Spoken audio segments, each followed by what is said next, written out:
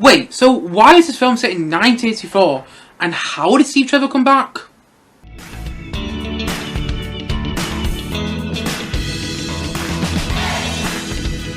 Wonder Woman 1984. Wonder Woman 1984 is directed by Jenkins. It stars Gadot, Kirsten, Wiig, and Pedro, Pascal. And basically, as you might have guessed already, this film is set in 1984, and in the film, we follow Diana Prince, aka Wonder Woman, once again played by Gadot in the film, who is laying low with her secret superhero identity. She only becomes Wonder Woman when people desperately need her to. Long story short, she works at this museum where people study artifacts, and one of the artifacts at this museum is this wishing stone, where if you hold this stone and wish something to happen, it will happen. But anyway, basically, long story short, Diana Prince becomes friends with Barbara. Barbara is played by Kirsten Wiig in the film. And basically, Barbara uses this wishing stone to wish that she is like Diana. And long story short, Barbara becomes Cheetah. But at the same time, though, you're also introduced to Maxwell Lord, played by Pedro Pascal in the film, who wants the wishing stone himself. And basically, he befriends Barbara and gets the wishing stone and wishes he can become the wishing stone himself. And basically, he becomes the wishing stone. And he grants wishes all over the world. And all people have to do is grant their wish around him. And the wishes do become true through him. So, Wonder Woman has to stop Maxwell Lord before it's too late. But Steve Trevor, once again played by Chris Pine in the film, comes back and further complicates the whole situation. And that's basically the plot of Wonder Woman 1984. And honestly, I think this film is fine. I don't think it's terrible, and I don't think it's a ridiculous disaster people said it was when it came out Christmas. Like, I remember there were some videos on YouTube when the film came out Christmas going, oh my god, it's terrible, it's a ridiculous disaster. I don't think it is. It's not a terrible film. But at the same time though, it's also not a good one, and I think the film has some big problems, and I think the film, as a whole, the film just suffers from not being as good as its predecessor back in 2017. Wonder Woman in 2017 was a great film. I had a blast with that film. But in this film, I can't help but feel disappointed, I must admit. And I think the film has one big problem, which kind of goes into all of the other problems of the film as well. One big problem to this film is that it's a sequel in the end. And I think it's trying to capture that energy and that funness of the first film, which made it so much fun and just so much joyful to watch. And I just feel it's trying too hard to do that, and it doesn't succeed in doing that. There are moments of the film where it's almost on the verge of being as fun as its original film, as fun as, its predecessor. But it never really gets off, that ground. It never really gets off the ground of just being fine. That's how I feel about this film. And, that's not to say there aren't some enjoyable moments in there. There's this whole wow sequence of the film, which I really enjoyed watching. But at the same time, though, there isn't enough drama in there, in my opinion. There isn't enough fun in there. Like, the first film was just so much fun to watch, in my opinion, and actually had some real depth to it.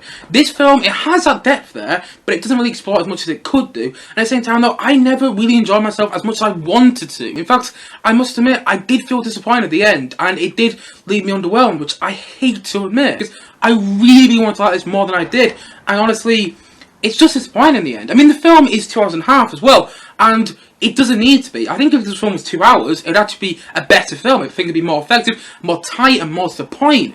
And the fact that it's 2 hours and a half does make some stages of the film seem a bit tedious and seem a bit unnecessary. There's this whole sequence of the film where, Chris Pine's character, Steve Trevor, he's trying on all these 80s costumes in there, and it doesn't play any significance to the plot. And I never really got the point of the opening scene. It was really enjoyable, the opening scene, but I never really got the point of it. And it was just things like that in the film which just made me feel, okay, this film could be more tight and more to the point, and probably more enjoyable and more fun to watch, and more effective as well. And I think that also goes down to the whole final act of the film, which is just so anticlimactic. Like, the fight between Wonder Woman and the villains of the film is really anticlimactic. Like, Cheetah, the fight between Wonder Woman and Cheetah literally goes on for about 3 minutes, and Kirsten Wiig is barely Cheetah in the film, and that's just so weird, because I remember when this film was coming out at Christmas, and one of the big marketing tools for this film was that, okay, Kirsten Wiig as Cheetah, and then she's barely in it. Literally, I didn't understand the point of having Cheetah in the film.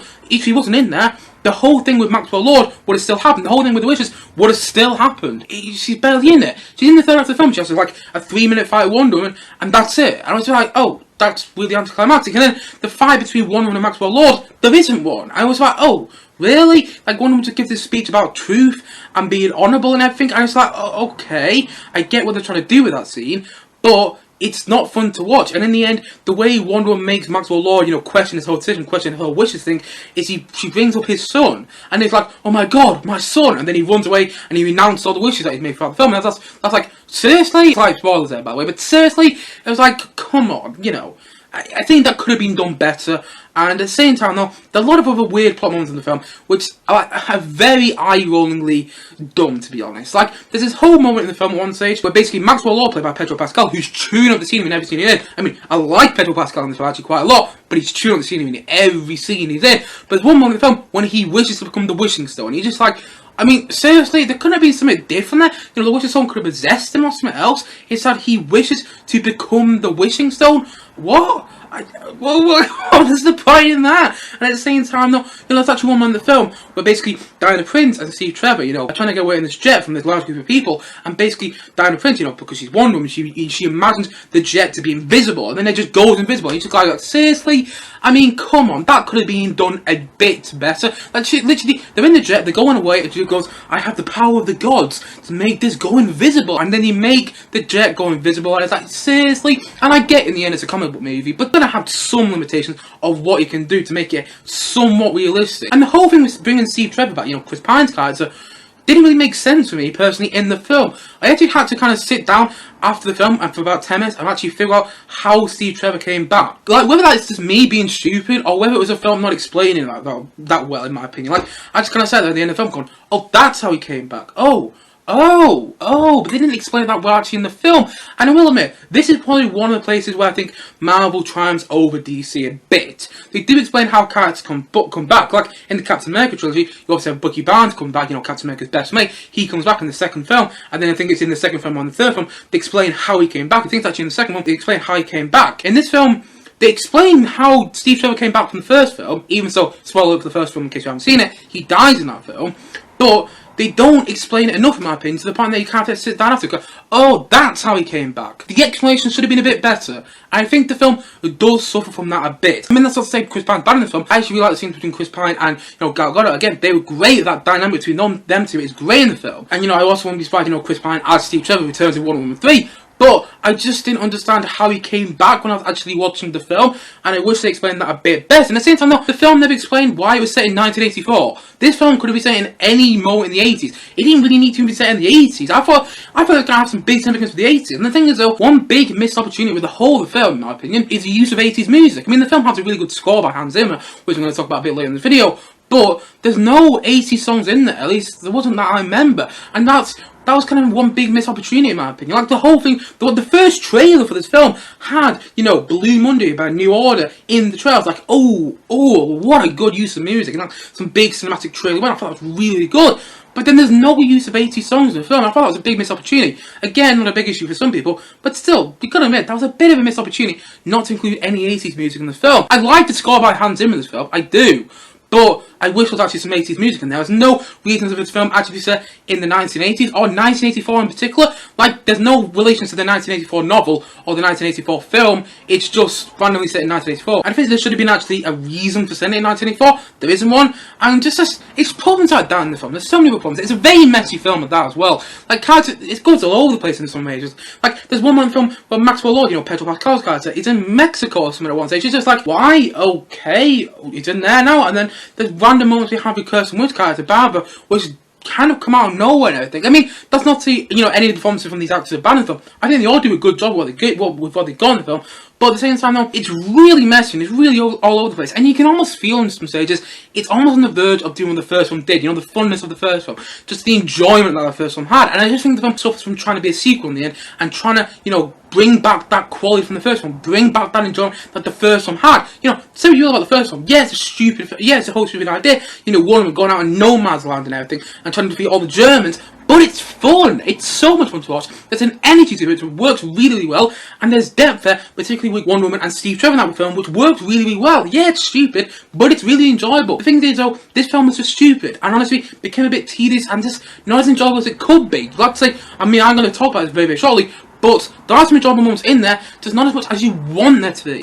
And I think the film does suffer from that. It's overlong, it's not as tight as it could be, and there's some really weird plot moments, like when Maxwell wishes to be the Wishing Stone, where, you know, one of them, you know, imagines the invisible jet, and just things like that, and the whole use of Cheetah could have been better, in my opinion. It's really anticlimactic in the end, and honestly, not as fun as it could be. Saying that, though, the film does have some perks, and I didn't mind watching it. I will admit, didn't really feel that bored watching this film. I will admit, there were a couple moments of the film where I felt a bit bored, like I hate using that phrase, but I did feel a bit bored in some stages of the film. But, you know, it was enjoyable to a degree. There was a whole White House sequence of the film, which was actually really enjoyable to watch. The whole open sequence of the film, although I didn't really get the whole significance of it personally, it was enjoyable to watch. The whole first half an hour of the film, I was actually kind of enjoying myself. But then over time, the film became more and more tedious, and I don't think it was enjoyable as it could be, but there are some enjoyable moments in there, which I'm going to take from the film. I like the colours of the film, I like the way it's shot, I like the feel of the film as well. I will give the film that, I like the feel of it. It did have a nice feel, and there's a nice atmosphere in there. It also looked like the film was actually made in the 80s, which I really liked about it. You know, a lot of people take that for granted, like a period film, like when it's set in World War I or something, like the first Wonder Woman film, you know, when it looked like it actually set in those periods in history, people often take that for granted, and I do actually think this film looks like it's set in the 80s. At the same time though, I also really like the musical score by Hans Zimmer. I think he did a good job of doing the musical score for the film. I always like hearing the Wonder Woman theme in the current DC universe, you know. There's some really good use of that in the film. I really like the musical score. That actually kind of made the film more enjoyable. The use of musical score by Hans Zimmer. I mean, he always does a great score for films. His scores are very made for films, in my opinion. You couldn't really listen to the scores outside of a film, with the exception of the Pirates of the Caribbean scores and some other scores. I think it's quite a lot of, you know, Hans Zimmer film music, and this isn't a criticism, by the way. I think quite a lot of his film music is made for films, and he works really well with films, and I think that's the case with Wonder Woman 1984.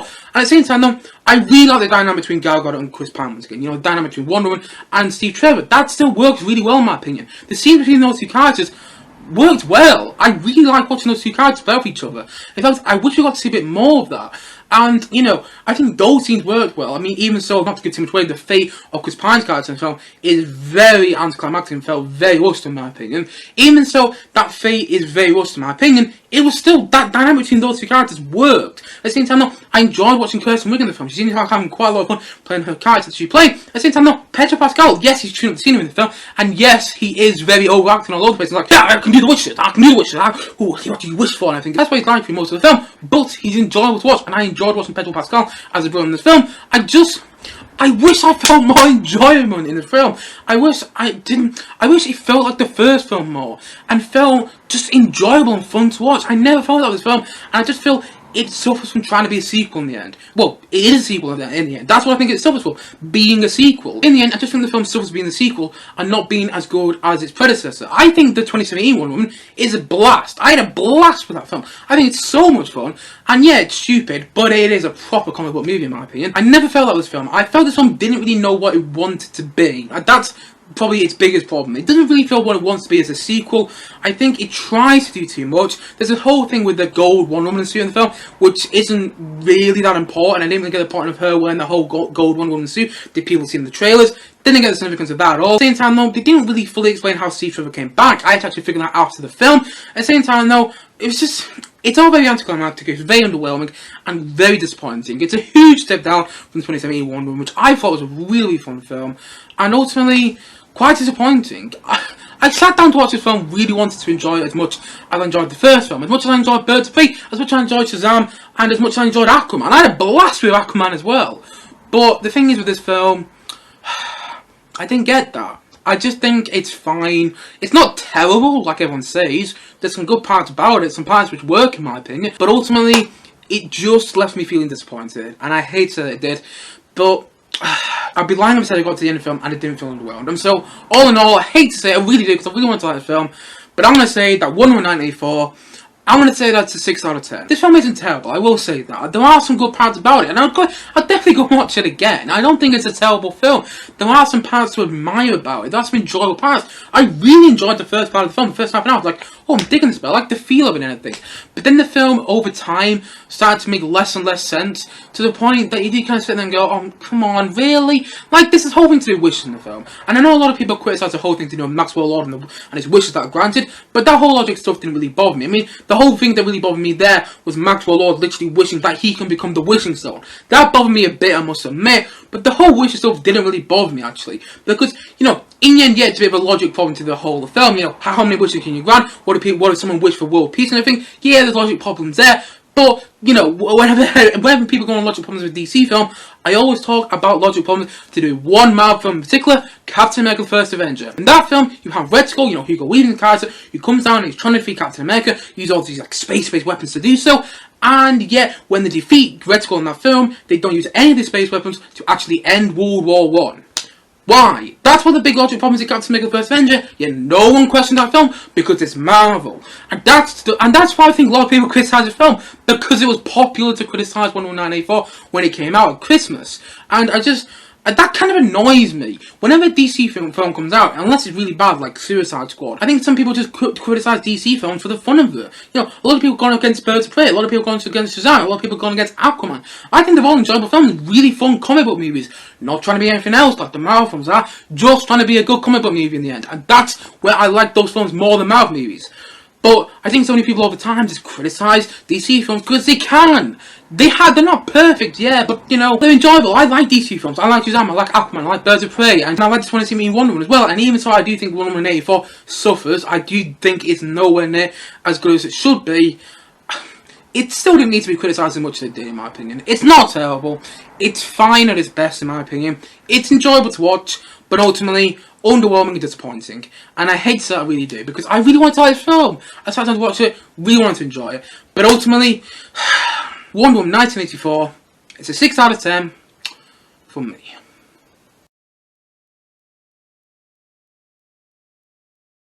Anyway guys, what do you think of Wonder Woman 1984? Please comment down below and let me know your thoughts in the comment section below. Anyway guys, thank you as always for watching, and if you haven't yet, please do click down below and like subscribe on this video, and look forward to many more both film and TVs coming very soon on this channel. See you guys again soon, but bye for now, bye!